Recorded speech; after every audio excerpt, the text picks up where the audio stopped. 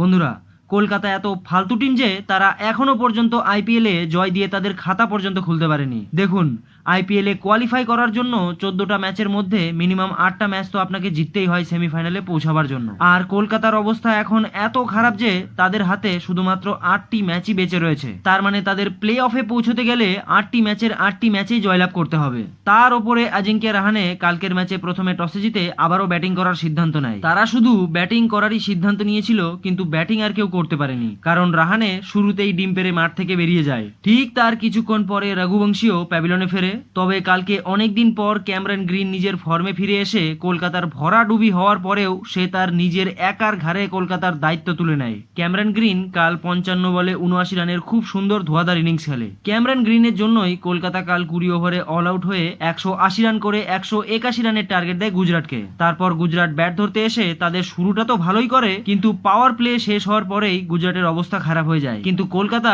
আর তার জয়ের মাঝখানে দাঁড়িয়েছিল শুভমান গিল। শুভমান গিল কাল 50 বলে 86 রানের খুব সুন্দর ইনিংস খেলে, কিন্তু তার আউট হওয়ার পরেই গুজরাটের অবস্থা আবারও খারাপ হয়ে যায়। তবে শেষ ওভারে গুজরাট শাহরুখ খানকে ব্যাট ধরতে নামায় এবং শাহরুখ খানেরই কলকাতার টিমকে শেষে হারিয়ে দেয়।